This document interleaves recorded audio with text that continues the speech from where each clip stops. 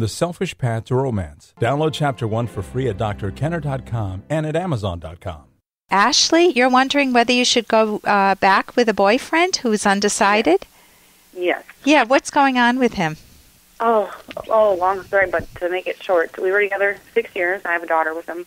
We separated because he started seeing another woman. We separated for 1.5 years. He cheated on you? He cheated on me. And when his relationship with her ended, we started talking again and started messing around again. And then decided that we were going to try to work on things. And I moved back into the house. And now about a month ago, we got back together, and everything's been perfect. I mean, we were even talking about marriage and everything, and we weren't fighting, and everything was perfect. And out of the blue, I don't know where it came from, he tells me he's been seeing another woman for 2 days, and that he doesn't know what he wants to do, if he wants to see if it's going to work with her, but he loves me, and he doesn't know if he wants to see if things will work with us or see if it'll work with her, and that he's confused. Oh, I think you are, too. I'm so confused, and I'm so hurt, and it's so out of the blue because we were doing so good. I don't even remember us doing that good in the beginning of the beginning of our relationship. Why is he self-sabotaging? I'm wondering if he's just scared to be happy, or... Oh, that's interesting. What do you think about that? I don't know. This is all catching me off guard because a couple days ago I was the happiest woman on earth. Yeah. And all of a sudden it's upside down. My whole world's upside down. I feel numb. And I want my family back. I want it to work. And I want to know why he's doing this to us and why he won't let it work. Do you have any inklings? I know it just totally blindsided you.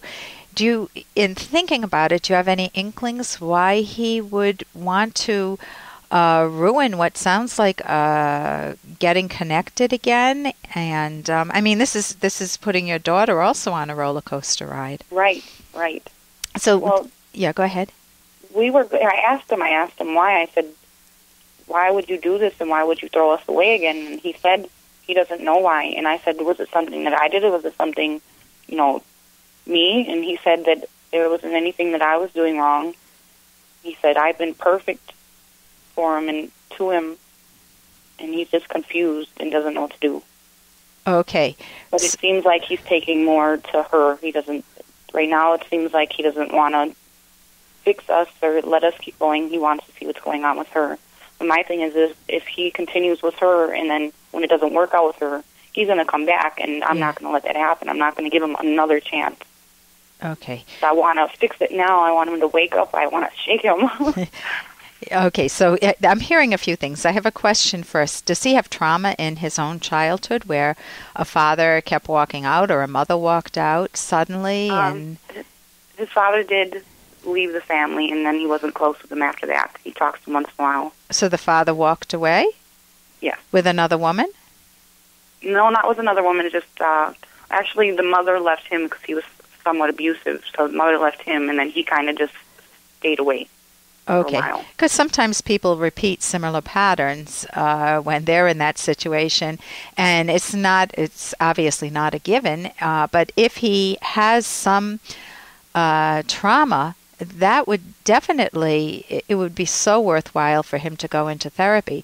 The second, either personal therapy or you guys could try couples counseling. He could still do the personal piece in couples counseling to see why. The second point I want to make, Ashley, is when anyone says, I don't know why I'm feeling this way, it's not your responsibility to solve whatever's going through his mind, because you would just be putting pressure on yourself to do the impossible, to try to read his mind, and all you can come up with is hypotheticals, guesses. But he's the one that owns the responsibility. Most of the time when people come into therapy, one of the first things they will say to a psychologist or a counselor is, I don't know why I feel so depressed. I don't know why I feel so anxious. I don't know why I feel this way about this person. So you start at the starting point of therapy is, I don't know. And that's not the ending point. That's the beginning of a thought process to find out what? Why he's doing this. Your advice on what I should do? I want it to work. And Well, you can certainly reach out to him and say, you're saying you don't know, and it's such a monumental decision for us because I don't think I could go through this again. So it's like your last shot at a family with us.